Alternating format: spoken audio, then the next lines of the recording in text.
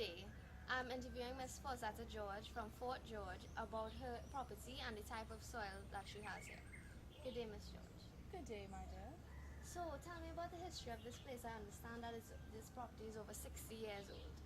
Yes, well, the house is over 60 years old, but this place here actually has a lot of history to it.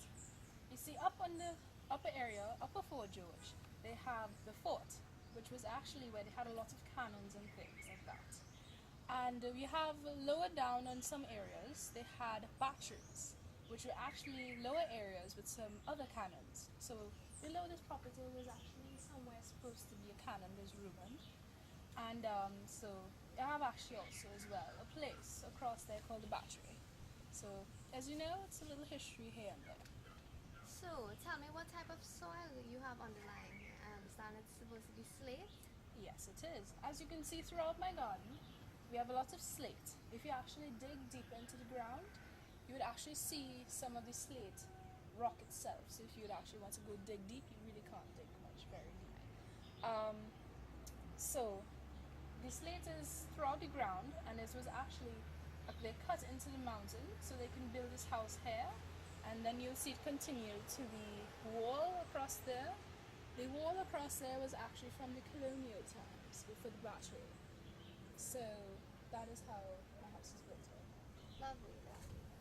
So, I see that you have a lot of small plants growing. So, tell me, does all your plants flourish in this type of slate Oh God, soil? no. My tomatoes, for God heaven's sake, I cannot grow tomatoes. That's terrible.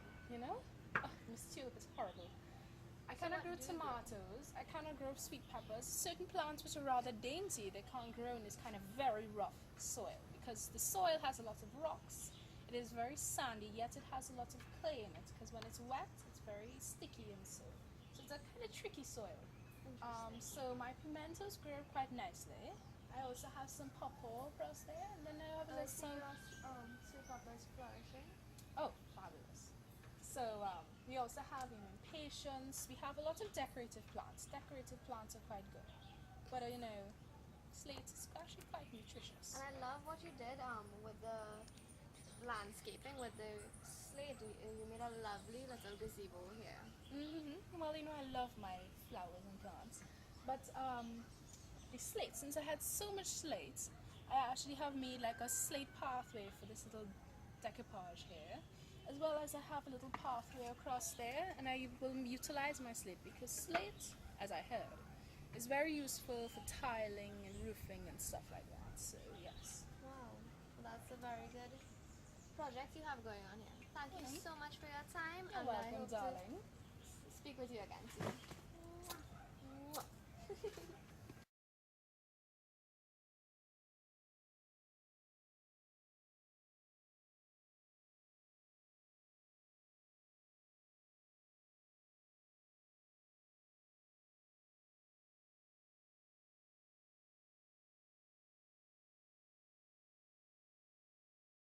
Hey. Here we have the soil composed of pieces of slate and leaf litter, plant organisms, soil organisms.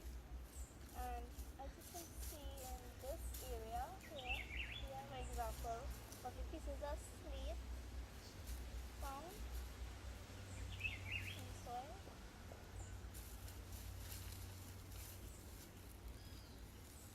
And okay, here we have some bigger pieces.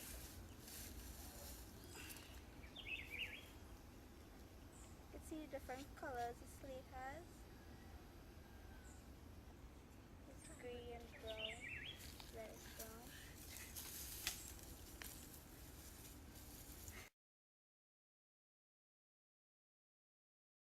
Here we are wetting the soil to see whether it's clay or sandy soil. And as you can see, the water is not absorbing going into the soil as fast because this type of soil has a very low porosity. Okay, as I'm feeling here, it actually has a lot of spine rocks, as you can see, but the soil itself is actually quite sticky and clumpy, which is more a characteristics of clay than of sand. and as she had mentioned before, it is not absorbing as much water. As you can see, they have various layers in the slate. As you can see here, it's broken up into several layers. If you break it up further, well, this piece is a little harder to do, but you have see how it's split.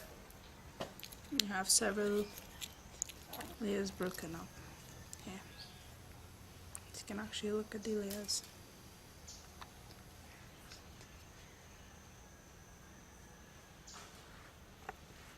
How brittle slate is when applied some pressure.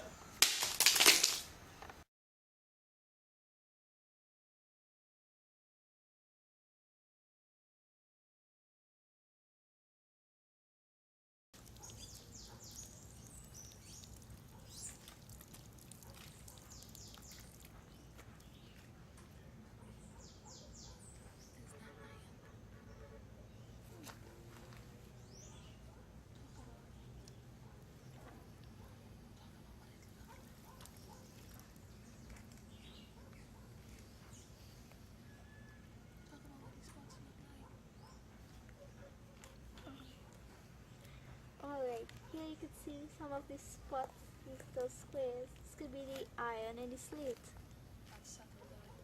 Yeah, this could be the iron that's in the slate, part of the composition of the slate. As you can see, behind me, there is a retaining wall. Behind this retaining wall, there are slate gardens and... Okay, cancel that. As you can see, behind me is a retaining wall. Behind this retaining wall is a garden. This retaining wall is used in places where they are prone to landslides or a lot of earthquakes, right?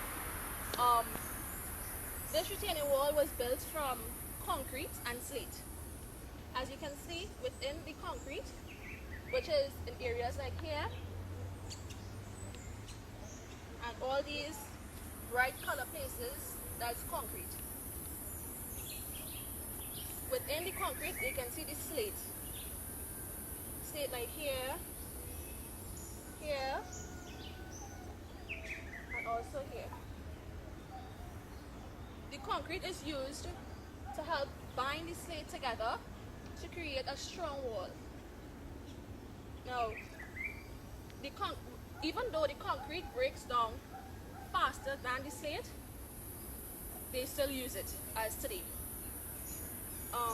Within the concrete itself, there are vents, cracks. These cracks probably have been formed by earthquakes, and there are also plants growing in between. This here is a hole to let water through.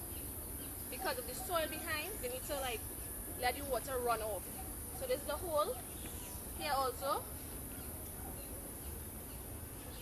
And this is a slate concrete retaining wall.